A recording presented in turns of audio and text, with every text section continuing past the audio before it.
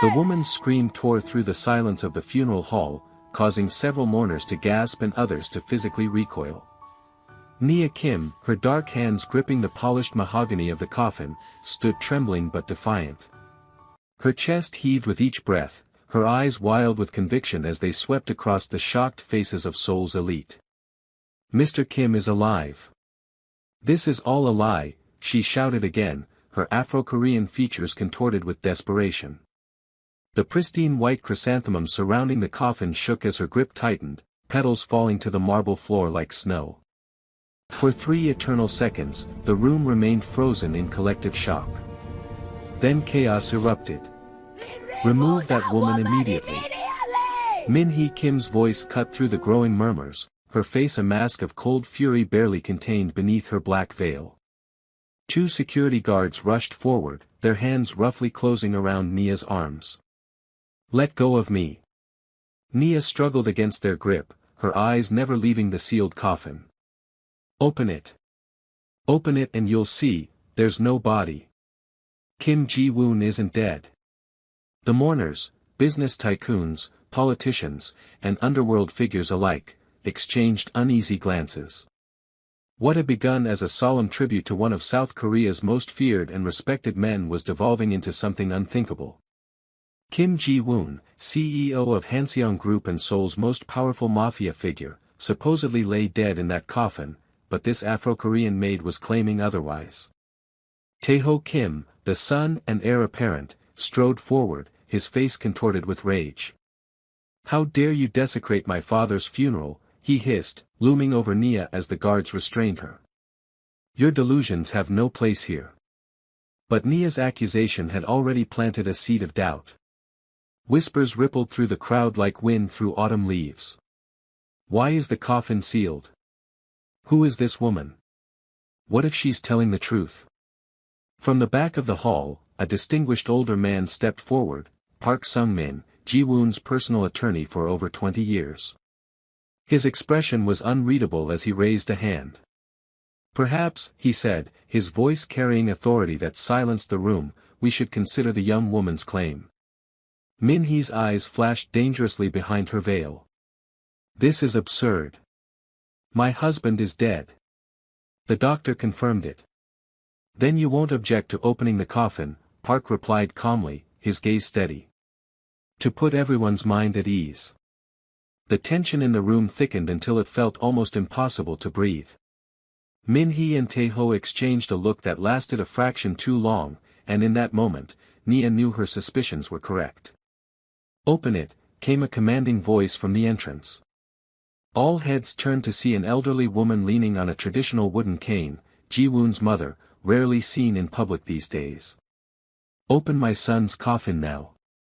With the family matriarch's intervention, there was no more room for refusal. As funeral attendants moved hesitantly toward the coffin, the security guards loosened their grip on Nia.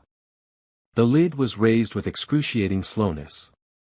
Gasps echoed through the hall as the empty coffin was revealed, empty save for weighted blankets arranged to simulate a body. Before anyone could react further, the double doors at the back of the hall swung open. Leaning on a cane but undeniably alive, Kim Ji-woon entered, his face gaunt but his eyes burning with an intensity that had made him legendary in Seoul's underworld. "I believe," he said, his voice carrying despite its weakness, "that this concludes my wife and son's attempt to bury me before my time." Min-hee swayed on her feet, her perfect composure finally shattered.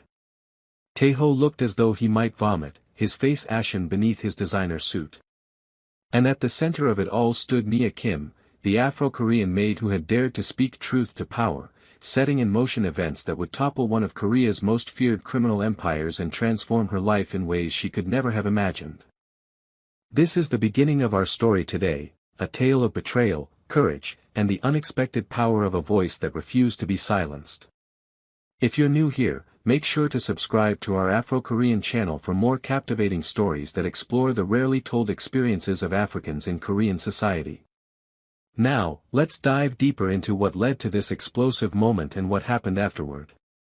The Kim mansion stood imposing on the outskirts of Seoul, a blend of traditional Korean architecture and modern luxury.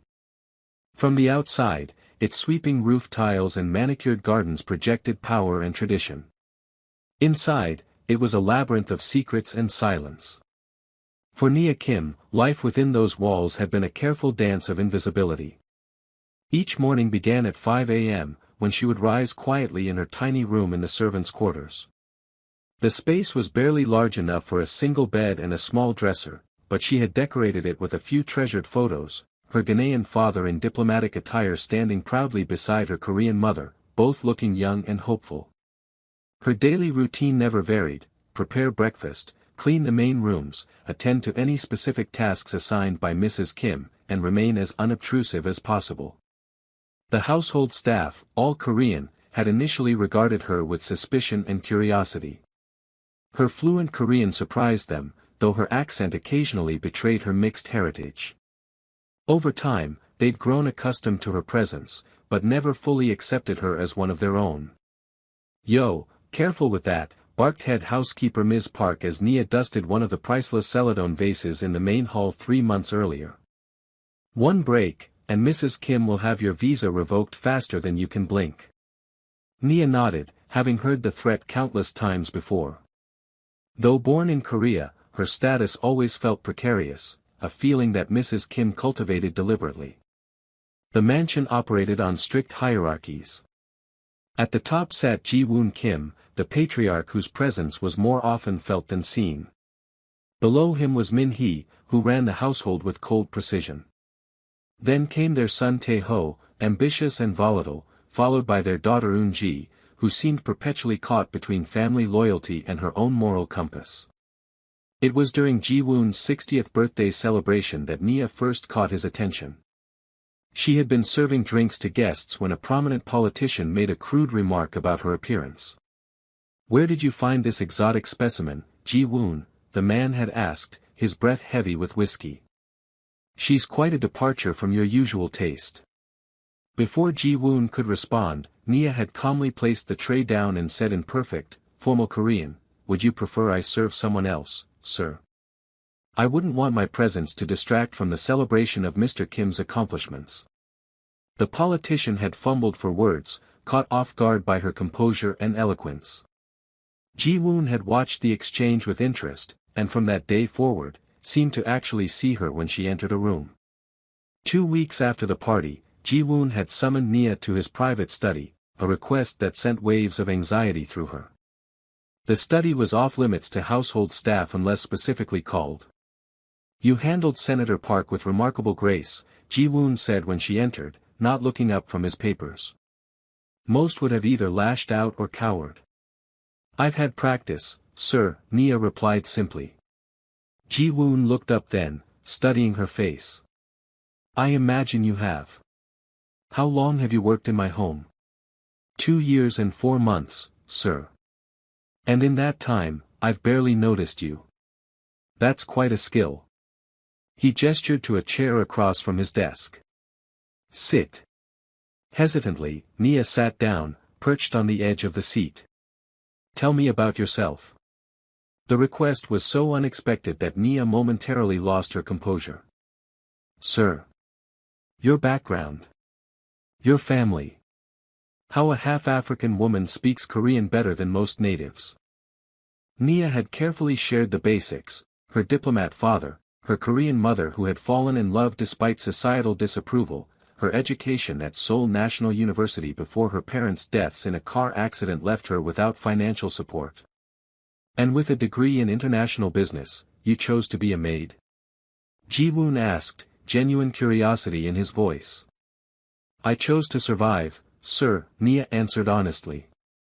"In Korea, my options were limited by how people see me, not by what I know." Something in her answer seemed to resonate with Ji-woon.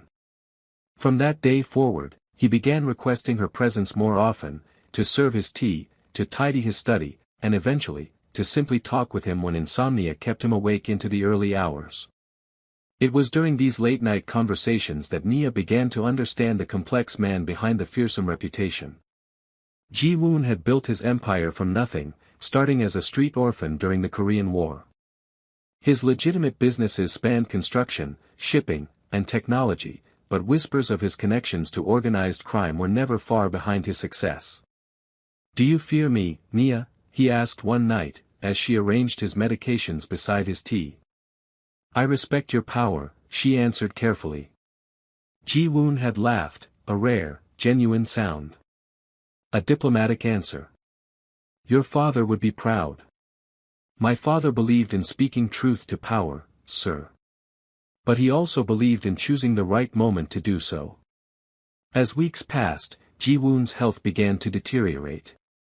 His insomnia worsened, and Nia often found him staring out the window of his study at 3 a.m., lost in thought.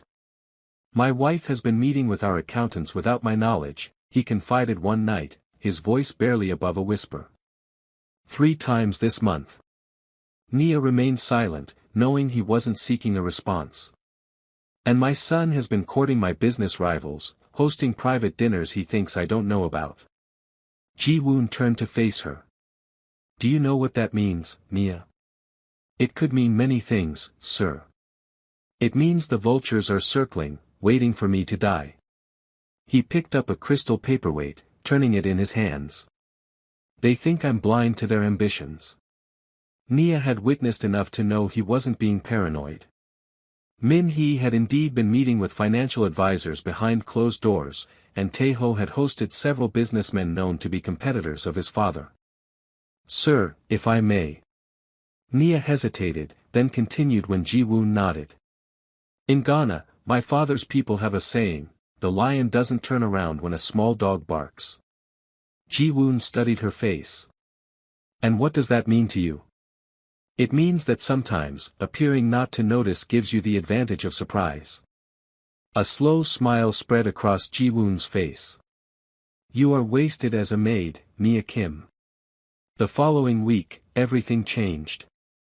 During a business dinner hosted at the mansion, Ji-woon collapsed. The family doctor, Dr. Choi, was called immediately, and Ji-woon was rushed to a private hospital. Nia watched from the shadows as Min-hee took control with alarming efficiency. Within hours, she had contacted the company's board members, reassured key business partners, and instructed the staff on a new protocol. No one was to speak to the press or answer questions about Ji-woon's condition. "He's had a stroke," Min-hee announced to the family in the hospital waiting room. "Dr. Choi says the next 48 hours are critical." Tae-ho immediately pulled out his phone. "I'll call Attorney Park. We need to ensure business operations continue smoothly." "I've already spoken with him," Min-hee replied coolly. "As per the contingency plan, I will temporarily assume leadership until your father recovers." "But the board expects me to," Tae-ho began, his face flushing with anger. "The board will do as they're told," Min-hee cut him off. "This is a family matter." Eun-ji, who had been silent until now, finally spoke. "Shouldn't we be focusing on father's health rather than who'll run his company?"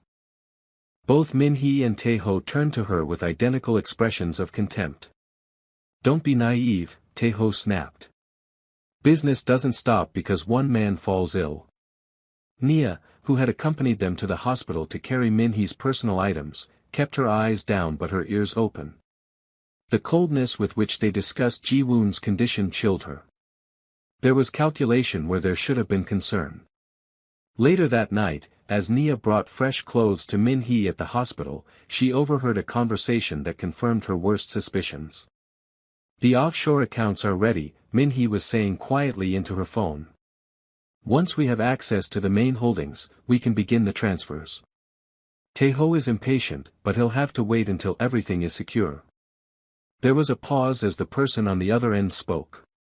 "No, Dr. Choi assures me he won't recover consciousness. The stroke was severe, and even if he survives, he'll be in no condition to challenge our decisions." Another pause. "The will is being handled.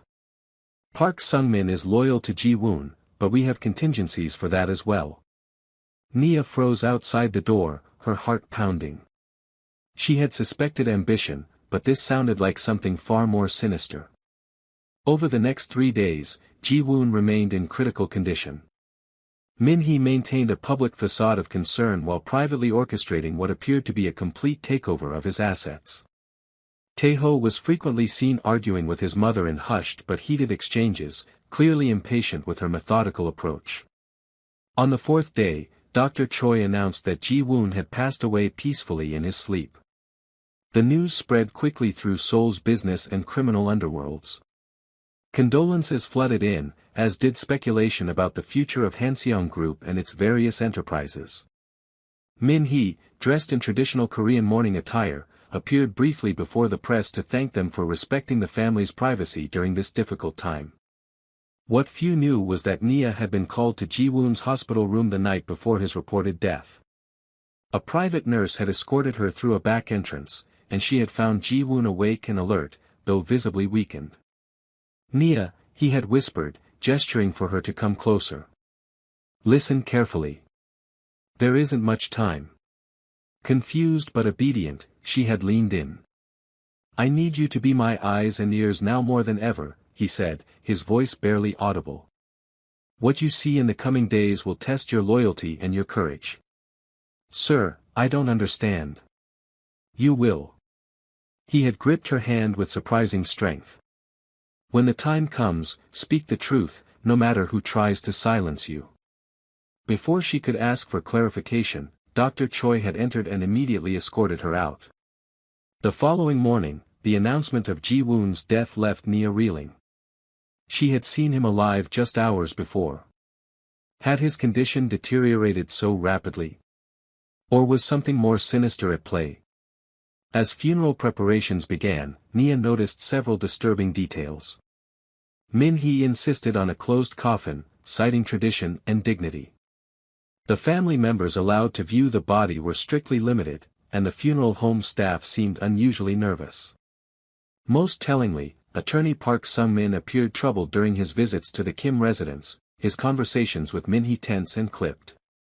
2 days before the funeral, Nia was summoned to Min-hee's office and summarily dismissed from her position. "Your services are no longer required," Min-hee stated flatly. "You will be paid 3 months' salary as severance. I expect you to vacate your room by tomorrow morning." "May I ask why, Mrs. Kim?" Nia asked, struggling to maintain her composure. "My husband may have had a peculiar fondness for you, but I run this household now. I prefer staff who understand their place." The implication was clear: Nia knew too much and was too close to Ji-woon to be trusted. That night, as Nia packed her meager belongings, a soft knock came at her door. She opened it to find Eun-ji standing there, looking anxious. "May I come in?" the young woman asked, glancing nervously down the hallway. Once inside, Eun-ji spoke quickly. "I know my mother dismissed you, and I can't change that, but I wanted to give you this." She handed Nia an envelope. "It's not much, but it should help until you find another position." Nia was touched by the gesture but more concerned about what was happening. "Eun-ji, before I go, I need to ask you something. The night before your father supposedly died, I saw him. He was awake and lucid." Eun-ji's eyes widened. "That's impossible. Dr. Choi said he never regained consciousness after the stroke." "I know what I saw," Nia insisted. "Something isn't right about all this." Eun-ji looked conflicted. "Nia, my family, there are things you don't understand. For your own safety, please take the money and forget whatever you think you know." But Nia couldn't forget. As she left the Kim mansion the next morning, she was certain of 2 things: Ji-woon had been alive and aware the night before his reported death, and his family was hiding something significant. Instead of looking for new employment, Nia used her savings to rent a small room near the hospital where Ji-woon had been treated. She spent days observing the comings and goings, noting that Dr. Choi continued to visit regularly even though his patient was supposedly deceased. On the eve of the funeral, Nia received an anonymous text message: "Tomorrow, look for the truth, not the appearance." The message confirmed her suspicions. Someone wanted her to speak up, and she had a strong feeling it was Ji-woon himself. Which brings us back to the funeral hall, where Nia's declaration that Ji-woon was still alive had thrown the carefully orchestrated proceedings into chaos. As security guards held her arms, Attorney Park approached, his expression unreadable. On what basis do you make this claim? He asked, his voice carrying through the now silent hall. I saw Mr. Kim alive the night before his supposed death, Nia stated firmly. He spoke to me. And since then, Dr. Choi has been visiting the hospital daily even though there's supposedly no patient. Min-hee's laugh was brittle. This is absurd. The girl is clearly delusional. My husband suffered a fatal stroke. Dr. Choi can confirm this. Dr. Choi, who had been standing near the family, stepped forward reluctantly. Mrs. Kim is correct. Chairman Kim passed away due to complications from his stroke. Then you won't object to opening the coffin, Nia challenged, her heart pounding but her voice steady. A gasp rippled through the crowd. In Korean tradition, viewing the deceased was common, but Min-hee had insisted on a closed coffin, citing Ji-woon's wishes for dignity in death. This is outrageous. Tae-ho exploded. We will not desecrate my father's funeral to satisfy the delusions of a servant. But the damage was done. Whispers spread through the gathering, and several of Ji-woon's oldest business associates stepped forward. If there's nothing to hide, opening the coffin should settle this matter quickly, one elderly man said, his voice carrying the weight of decades of respect in Seoul's business community. Min-hee's face had gone pale, but she maintained her composure. This is a violation of our family's grief and my husband's wishes. Actually, Attorney Park interjected, pulling a document from his breast pocket, according to Chairman Kim's final instructions, which he entrusted to me, in the event of any question regarding the circumstances of his death, a verification of his remains is explicitly permitted. Min-hee's composure finally cracked. This is preposterous. I am his wife. I know his wishes. But the crowd's mood had shifted. What had begun as scandalous was now suspicious. Why such resistance to a simple confirmation? Open it, came a voice from the back of the hall. Everyone turned to see an elderly woman leaning on a cane, Ji-woon's mother, who rarely left her traditional Hanok home in the countryside. Open it now. With the family matriarch's command, there was no more room for debate. Funeral staff were instructed to unseal the coffin. The crowd held its collective breath as the lid was slowly raised. Attorney Park and two of Ji-woon's oldest friends stepped forward to witness. The gasps were immediate and deafening. The coffin was empty save for weighted blankets arranged to simulate a body. Before anyone could react, the doors at the back of the hall swung open. Leaning on a cane but very much alive, Kim Ji-woon entered, flanked by two men unknown to most in the room. I believe this concludes the charade, he said, his voice weaker than before but unmistakable. Min-hee swayed on her feet, her face ashen. Tae-ho looked as though he might be sick. Only Eun-ji seemed genuinely overjoyed, breaking protocol to run to her father and embrace him. How? Min-hee finally managed, her carefully constructed world crumbling before her eyes. Did you really think I wouldn't notice the private meetings? The altered documents? The gradual isolation from my own board of directors? Ji-woon asked, making his way slowly to the front of the room. I've survived far worse than family betrayal, Min-hee. He turned to address the stunned crowd.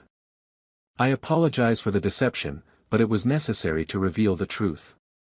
My wife and son have been systematically attempting to seize control of my companies and assets. They believed my illness provided the perfect opportunity. That's a lie. Tae-ho shouted, but his protest sounded hollow even to his own ears. Ji-woon nodded to Attorney Park, who produced a thick folder.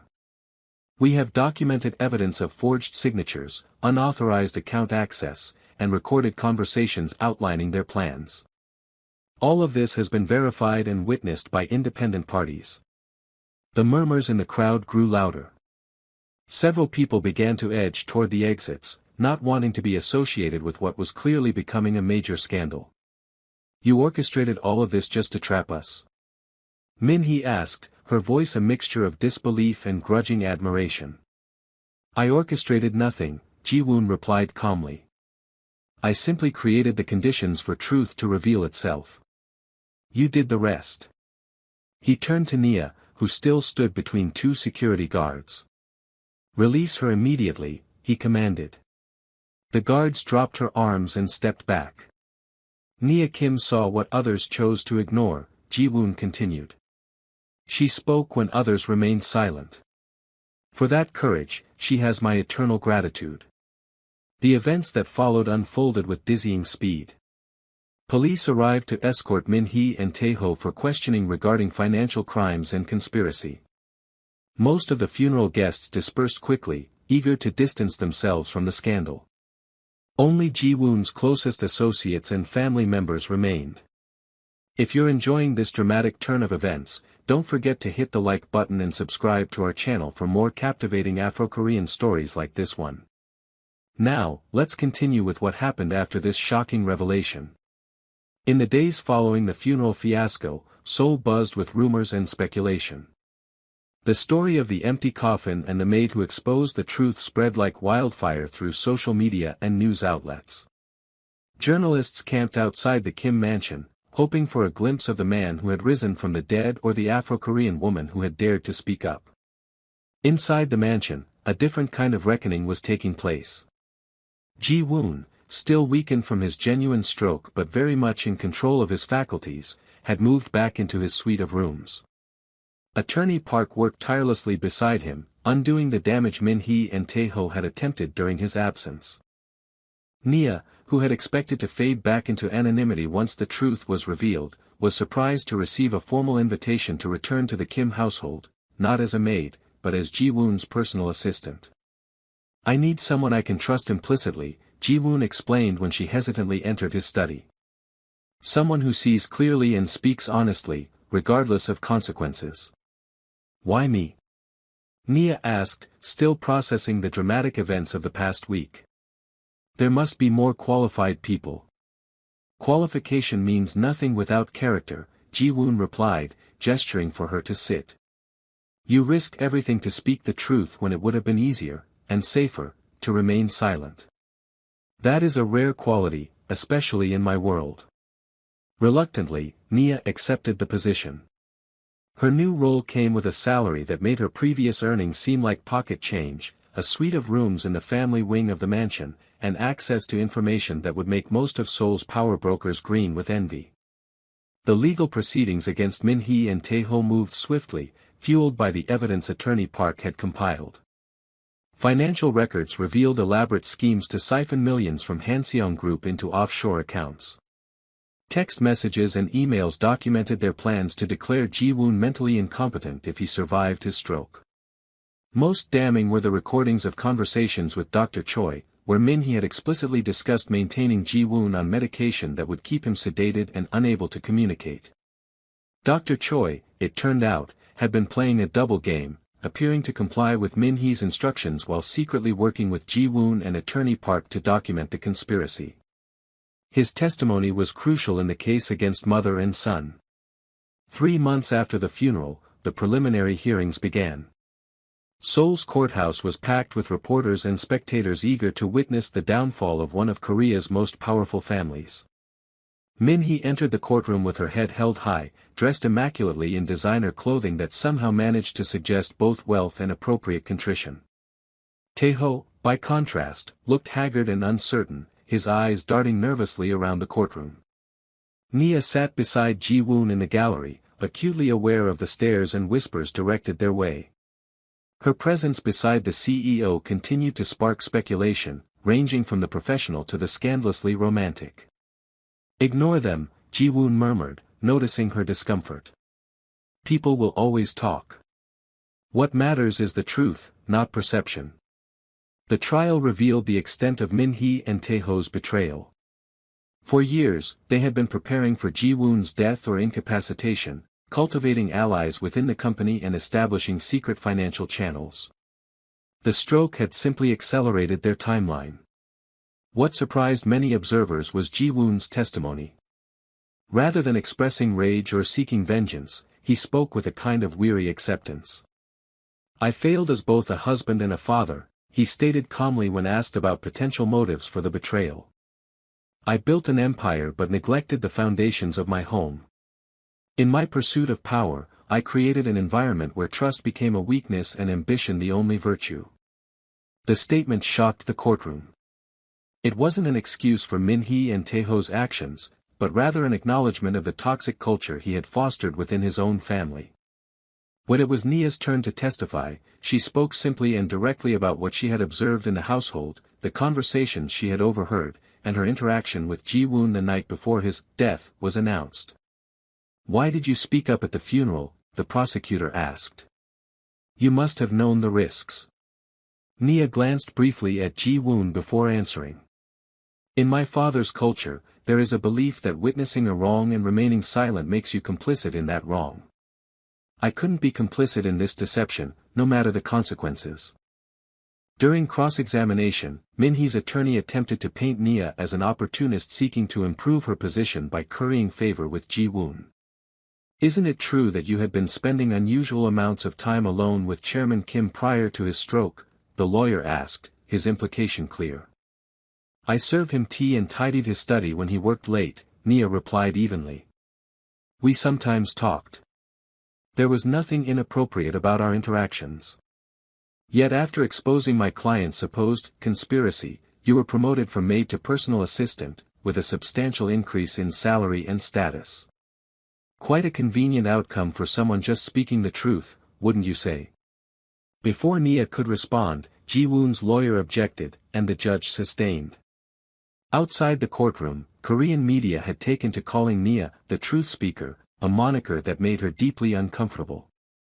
What she had done didn't feel heroic, it had simply felt necessary. Meanwhile, life at the Kim mansion had changed dramatically. With Min-hee gone, the oppressive atmosphere had lifted somewhat, though the shadows of betrayal lingered in every room. Eun-ji, who had been largely ignorant of her mother and brother's schemes, struggled to reconcile her love for her family with the truth of their actions. One evening, Nia found Eun-ji alone in the garden, staring at the koi pond. "Do you think they ever loved him?" Eun-ji asked without turning around. "My mother and Tae-ho, I mean. Do you think there was ever real affection there?" Nia considered the question carefully. "I think love means different things to different people. For some, it's possessive, more about what someone represents than who they are." Eun-ji sighed. "I keep thinking I should have noticed something. There were signs, weren't there? Little moments when their masks slipped." "We see what we're prepared to see," Nia replied gently. "You loved them. It's natural to trust those we love." "Father doesn't seem angry," Eun-ji observed. "After everything they did, he seems more sad." "I don't understand that." "I think," Nia said slowly, "that your father is mourning something that never existed, the family he wanted rather than the one he had." As the trial progressed, Ji-woon began implementing major changes at Hanseong Group. He dissolved several subsidiaries with known connections to illegal activities and established an ethics committee with actual enforcement powers. Most surprisingly, he announced the creation of the Hanseong Foundation, dedicated to supporting multicultural families and immigrant workers in Korea. "My recent experiences have clarified what truly matters," he explained at the press conference announcing the foundation. "Legacy isn't about buildings or bank accounts. It's about the impact we have on others' lives." When asked if his brush with betrayal and death had changed his perspective, Ji-woon glanced at Nia, who stood quietly at the back of the room. "I was fortunate to have someone in my life who valued truth over comfort," he replied. "That kind of integrity is rare and precious. It's something I hope this foundation will foster in our society." The trial concluded with both Min-hee and Tae-ho receiving sentences, 5 years for Min-hee and 3 for Tae-ho, along with substantial fines and restrictions on their future business activities. The punishment was considered light by many, a reflection of Ji-woon's unexpected clemency during his testimony. "Revenge prolongs suffering," he had told the court. "Justice should end it." 6 months after the funeral that never was, Ji-woon invited Nia to join him for tea in the garden pavilion, a favorite spot where they had often talked during his late-night bouts of insomnia. "I'm stepping down as CEO," he announced without preamble. "The board will announce it next week." Nia couldn't hide her surprise. Are you sure that's what you want? Ji-woon nodded, looking more at peace than she had ever seen him. For decades, I believed power was the ultimate protection. I was wrong. It made me a target, even to those closest to me.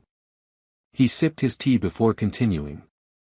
I'm restructuring everything. The legitimate businesses will continue under new leadership. The other enterprises will be dismantled completely. And what will you do? Nia asked. Focus on the foundation. And perhaps, he added with a slight smile, learn to live rather than merely exist. He studied her face for a moment. What about you, Nia? What do you want for your future?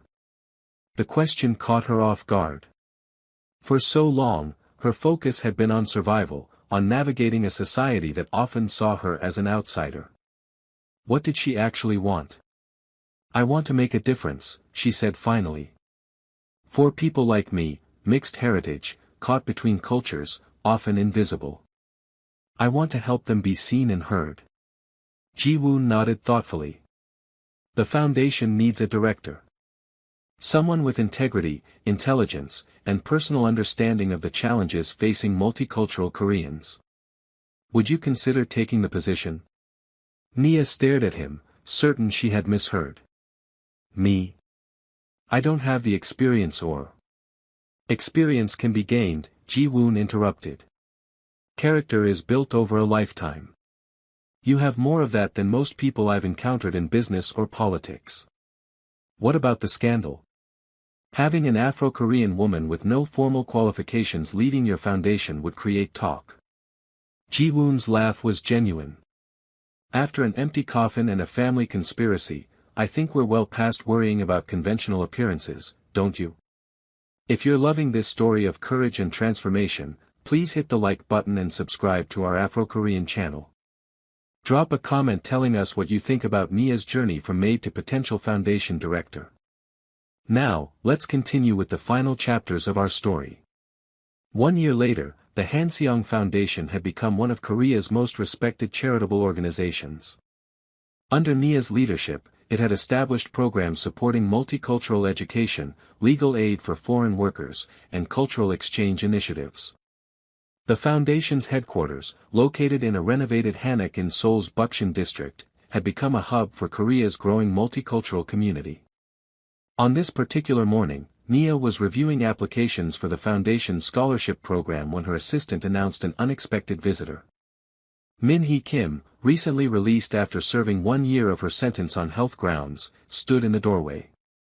She looked thinner and older, her designer clothes replaced by a simple blouse and slacks, but her posture remained proud. Mrs. Kim, Nia said, rising from her desk. This is unexpected. I'm sure it is, Min-hee replied, her voice lacking its former imperial tone. May I sit? Nia gestured to a chair, studying the woman who had once wielded such power over her life. How can I help you? Min-hee took a moment before speaking. I came to understand something, she said finally. About perception and reality. She smoothed an invisible wrinkle from her slacks. In prison, no one cared about my family name or connections. For the first time in decades, I was seen for who I am, not what I represent. It was illuminating. I imagine it would be, Nia replied neutrally. You saw Ji-woon for who he was, Min-hee continued. Not the CEO, not the mafia connection, not the wealthy husband. You saw the man beneath all that. That's why he trusted you. Nia remained silent, uncertain where this conversation was heading. I never did, Min-hee admitted. I married the power, not the person. Perhaps that was my greatest mistake. She reached into her purse and withdrew an envelope. This isn't atonement or bribery. It's simply recognition. She placed the envelope on the desk. A donation to your foundation, in my personal name. Use it for whatever program you believe will do the most good. Before Nia could respond, Min-hee stood. I won't take more of your time. I just wanted you to know that even the blind can eventually learn to see. After Min-hee left, Nia opened the envelope. Inside was a check for a substantial sum, along with a note, for those who need to be seen and heard. Min-hee Kim. That evening, Nia drove to Ji-woon's new home, a modest hanok outside Seoul where he lived a simpler life than anyone would have imagined possible for the former CEO and mafia connection. She found him in the garden, tending to a small vegetable patch. "Gardening suits you," she observed, smiling at the sight of the once fearsome businessman kneeling in the dirt. Ji-woon looked up, returning her smile. "There's something satisfying about creating life instead of controlling it. What brings you here today?" Nia told him about Min-hee's visit and the donation. Ji-woon listened without interrupting, his expression thoughtful. "People can surprise you," he said finally. "Even after a lifetime of knowing them. Do you miss it?" Nia asked. "The power? The empire?" Ji-woon shook his head. "What I built was impressive but hollow. What you're building has substance and meaning." He gestured around at his simple home. "This isn't a punishment or a retreat. It's the first time I've actually lived by choice rather than obligation." They sat in comfortable silence for a while, watching the sunset paint the sky in brilliant oranges and pinks. "Eun-ji is applying to medical school," Ji-woon said eventually. "She wants to work with patients who've suffered strokes. Finding meaning in our family tragedy, I suppose." "And Tae-ho?" Ji-woon's expression turned somber. "Still angry. Still blaming everyone but himself. Some lessons take longer to learn than others." Later, as Nia prepared to leave, Ji-woon walked her to her car. "The foundation's anniversary gala is next month," she reminded him. "Will you attend?" Ji-woon hesitated. Public appearances were rare for him now. "Will my presence help or hinder your work?" "The truth?"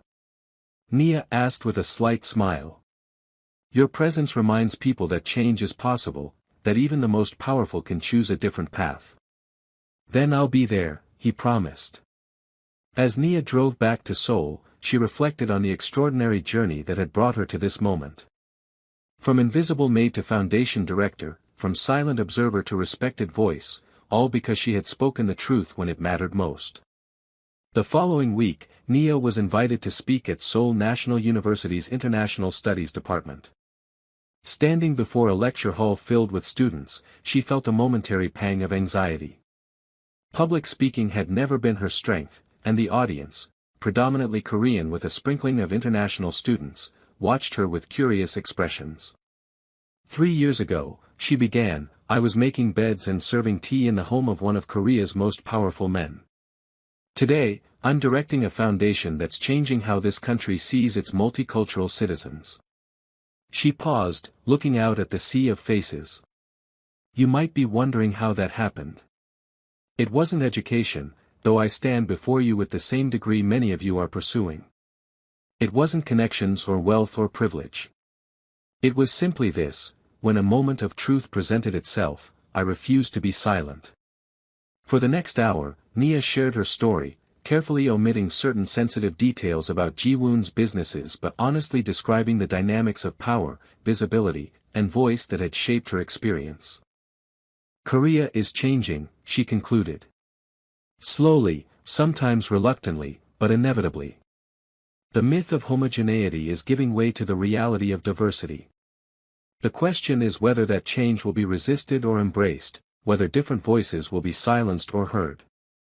During the Q&A session that followed, a young woman with clearly mixed heritage raised her hand. "Were you ever afraid?" she asked. "When you spoke up at the funeral, weren't you terrified of the consequences?" Nia considered the question. "Yes," she answered honestly. "I was terrified. But I was more afraid of the person I would become if I chose silence over truth. Sometimes courage isn't about being fearless, it's about acting despite your fear."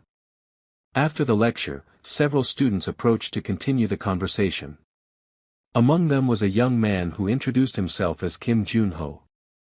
"My father worked for Hanseong Group for 20 years, he said quietly.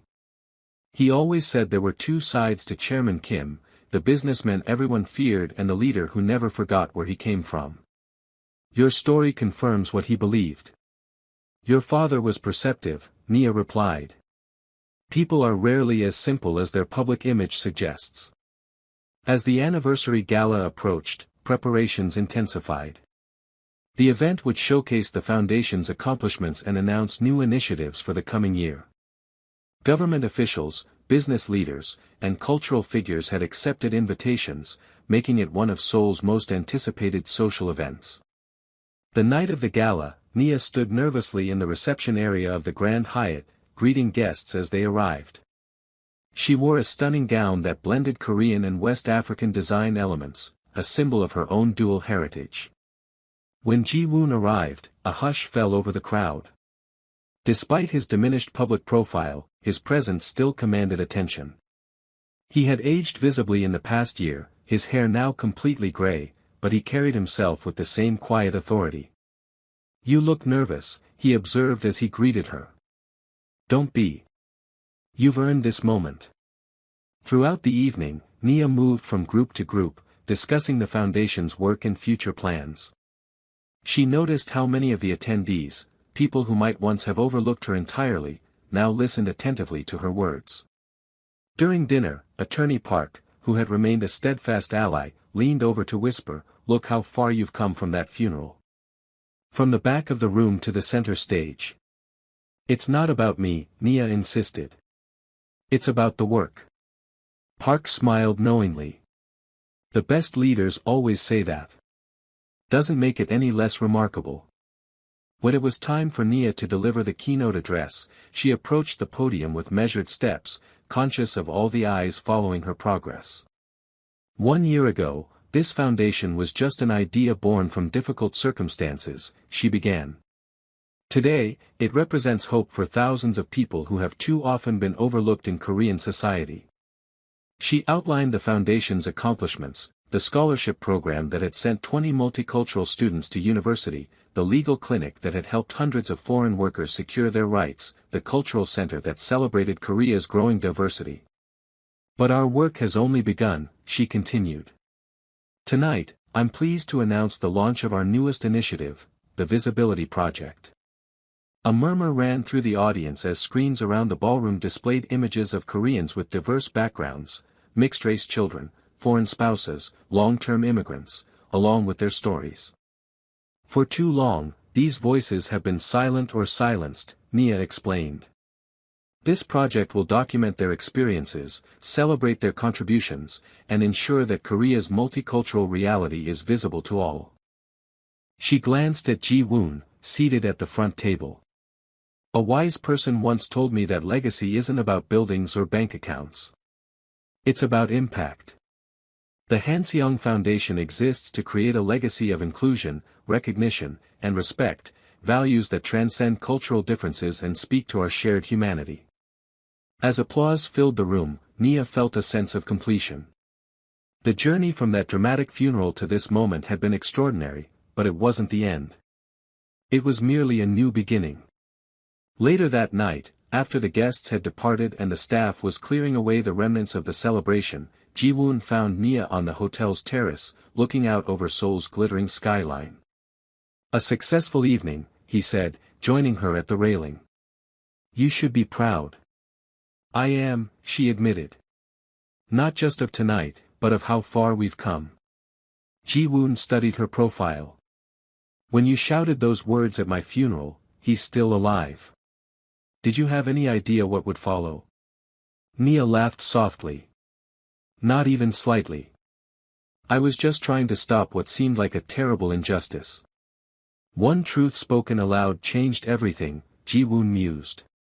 For me, for you, for my family, for all those people the foundation now helps. Truth has that power, Nia agreed. When we give it voice.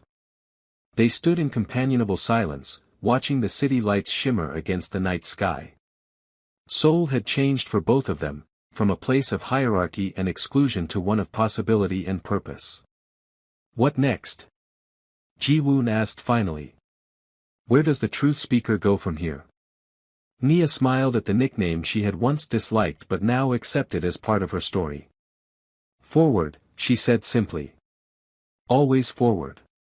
And as the night embraced them, two unlikely allies bound by a moment of courage and honesty, the future stretched before them, not with the certainty of power or wealth, but with the richer promise of truth and purpose. If you enjoyed this story of courage, transformation, and the power of speaking truth, please hit the like button, subscribe to our Afro-Korean channel, and share your thoughts in the comments below. Every view, like, and subscription helps us bring more stories like Nia's to life. Thank you for watching.